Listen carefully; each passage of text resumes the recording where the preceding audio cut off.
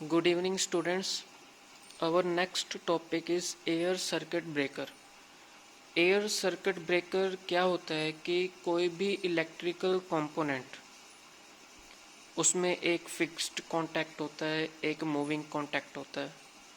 अगर किसी electrical component में कोई फॉल्ट आता है या ओवरलोड हो जाता है या शॉर्ट सर्किट हो जाता है, तब उसको कैसे कंट्रोल करना है, उसके लिए हम एयर सर्किट ब्रेकर का इस्तेमाल करते हैं.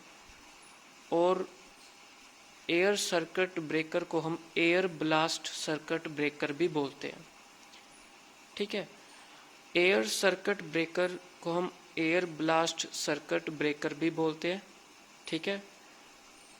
It is an automatically operated switch that uses air to protect an electrical circuit from damage caused by excess current from an overload or short circuit.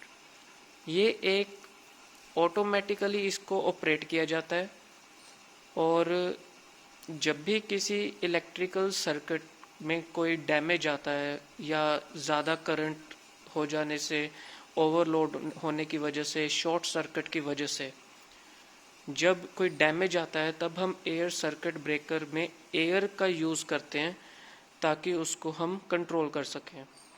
इसका जो प्राइमरी फंक्शन होता है, to interrupt current flow after a fault is detected. मतलब जब कभी electrical circuit या component में जब कोई फॉल्ट आ गया, कोई डिफेक्ट आ गया, हमें उसको पता चल जाता है कि यहाँ पे डिफेक्ट आ गया है, तो क्या करता है कि उसको इंटरप्ट करता है, कंट्रोल करने की कोशिश करता है. उसके लिए हम एयर का यूज़ करते हैं. अब वर्किंग क्या है एयर सर्किट ब्रेकर की. एयर सर्किट ब्रेकर ऑपरेट किया जाता है voltage level 1 kilowatt, does not require any control device. ठीक है. एयर सर्किट ब्रेकर जो हम कंट्रोल करते हैं वो 1 किलोवाट तक करते हैं और इसको अलग से किसी डिवाइस को कंट्रोल करने की ज़रूरत नहीं पड़ती. ये ऑपरेट्स होता है by air at atmospheric pressure. After development of oil circuit breaker, जब ऑयल सर्किट ब्रेकर की डेवलपमेंट हुई तो medium voltage air circuit breaker replaced किया गया ऑयल सर्किट ब्रेकर को इन डिफरेंट कंट्रीज़ में. जैसे फ्रांस, इटली में ऑयल सर्किट ब्रेकर जो है यूज़ करते हैं. एयर सर्किट ब्रेकर की को रिप्लेस किया था ऑयल सर्किट ब्रेकर ने. तो आज के टाइम में ऑयल सर्किट ब्रेकर भी यूज़ करते हैं और कुछ कंट्रीज़ ऐसे हैं जो एयर सर्किट ब्रेकर भी यूज़ करते हैं. 3 टाइप्स के होते हैं एयर सर्किट ब्रेकर. एक होता है एक्सियली ब्लास्ट. इसमें जो एयर फ्लो होती है वो एक्सियली फ्लो होती है. ये एक हमारे पास फिक्स्ड कॉन्टैक्ट है, ये हमारे पास मूविंग कॉन्टैक्ट है. और एयर जो फ्लो होती है वो एक्सियली फ्लो होती है, is directed along the arc path. और दूसरा होता है क्रॉस ब्लास्ट. इसमें जो 2 कॉन्टैक्ट हैं, fixed contact and moving contact, इसमें जो एयर फ्लो होती है वो क्रॉस्ड पाथ से फ्लो होती है, directed at along right angle to the arc. यहाँ पे क्या होता है कि पहले फिक्स्ड कॉन्टैक्ट और मूविंग कॉन्टैक्ट क्या होते हैं, एक दूसरे से जुड़े होते हैं.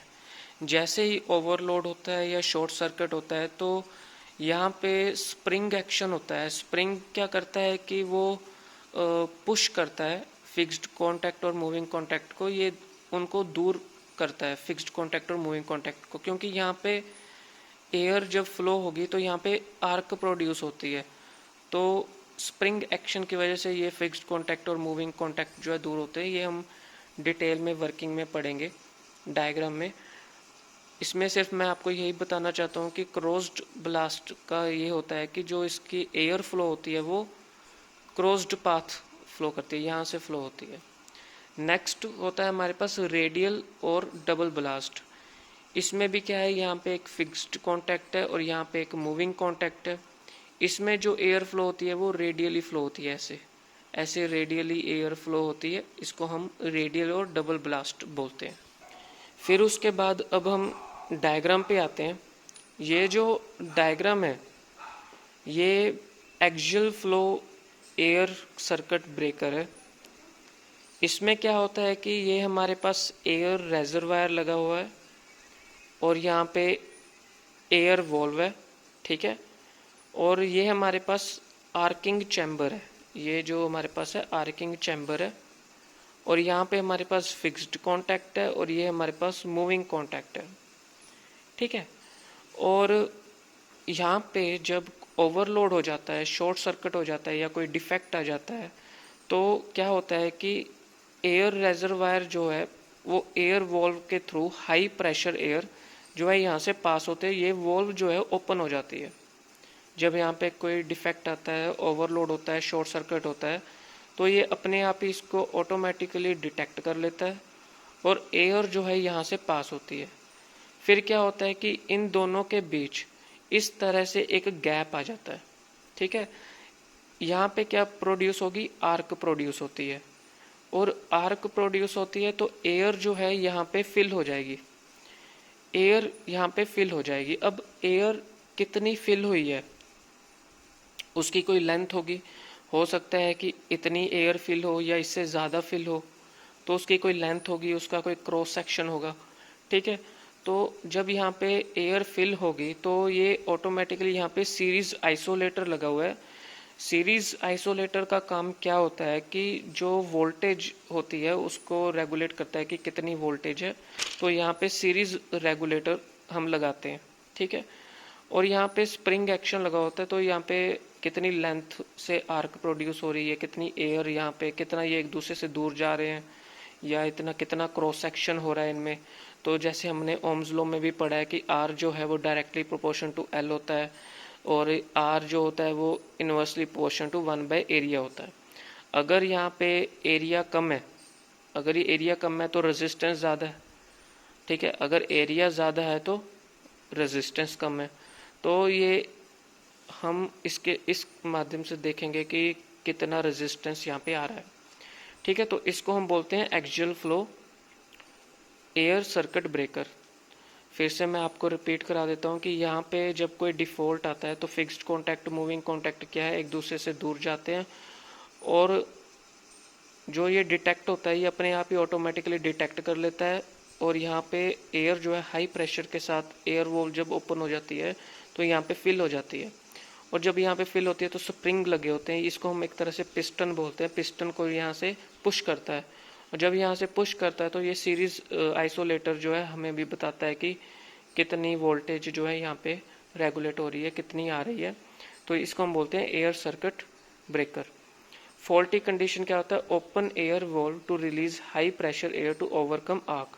तो यहाँ से मतलब यही बता रहा है कि जब डिटेक्ट होता है कोई भी शॉर्ट सर्किट तो एयर का प्रेशर यहाँ पे फिल होता है तो अपने आप ही उसको डिटेक्ट कर लेता है, तो हमारे पास वोल्टेज जो है मिल जाती है। नेक्स्ट हमारे पास होगा closed blast air circuit breaker. अब ये हमारे पास है cross blast air circuit breaker. ये क्या है, हमारे पास एक फिक्स्ड कॉन्टैक्ट है और ये हमारे पास है एक मूविंग कॉन्टैक्ट। जब यहाँ पे ओवरलोड होगा, शॉर्ट सर्किट होगा, तो एयर जो है यहाँ से क्रॉस्ड पाथ फ्लो होगी। हमने आपको डायग्राम में समझाया था कि crossed blast air breaker circuit breaker क्या होता है। तो एयर जब यहाँ से फ्लो होगी तो यहाँ पे क्या होगा, स्प्रिंग एक्शन होगा, यहाँ पे आर्क प्रोड्यूस होगी और एयर जो है यहाँ पे फिल हो जाएगी। यहाँ पे फिर से स्प्रिंग एक्शन होगा, कितनी लेंथ हो और कितनी क्रॉस सेक्शन है। जो एयर होगी, जैसे कि हमने पिछली डायग्राम में एक और बात बतानी थी आपको कि यहाँ पे होल्स लगे होते हैं, वो क्या करते हैं कि कुछ अमाउंट ऑफ एयर जो होती है वो सराउंडिंग में चली जाती है और कुछ अमाउंट ऑफ एयर जो है ये एयर स्प्लिटर लगे हुए हैं, एयर को स्प्लिट करती है। एयर को स्प्लिट करने का काम क्यों होता है, ताकि इसकी जो एफिशिएंसी है वो इंक्रीज्ड हो, बढ़ जाए इसकी एफिशिएंसी। और यहाँ पे जब आर्क प्रोड्यूस होती है, एयर जो होती है वो बहुत ज़्यादा वार्म होती है, तो यहाँ पे ल्यूब्रिकेशन का काम भी कूलेंट प्रोवाइड किया जाता है, ताकि ताकि इसकी एफिशिएंसी जो है वो डिक्रीज नहीं होनी चाहिए। तो ये कूल करते हैं आग को बाय द एयर ब्लास्ट, ठीक है। और उसके बाद ये इसको हम बोलते हैं क्रॉस ब्लास्ट एयर ब्रेकर। तो एयर जो है यहाँ से स्प्लिट होके जाती है, यहाँ पे बैफल्स लगे होते हैं जहाँ पे कूलेंट प्रोवाइड करने का काम करता है।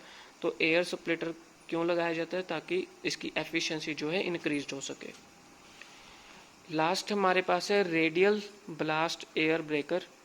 अब आपको कंसेप्ट तो क्लियर हो ही चुका है कि एयर सर्किट ब्रेकर कैसे काम करता है।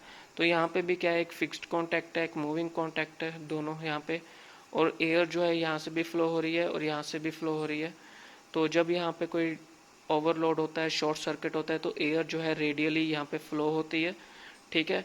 और सेम इसी तरीके से जो आगे प्रोसेस चलता रहेगा, स्प्रिंग एक्शन होता रहेगा और लेंथ और एरिया ऑफ क्रॉस सेक्शन बनेगा। उसके बाद सीरीज आइसोलेटर लगा होगा जिससे हमें वोल्टेज जो है पता चलेगी। It is suitable for high voltage. ये जो यूज़ होता है ये हाई वोल्टेज के लिए यूज़ किया जाता है, ठीक है। Thank you.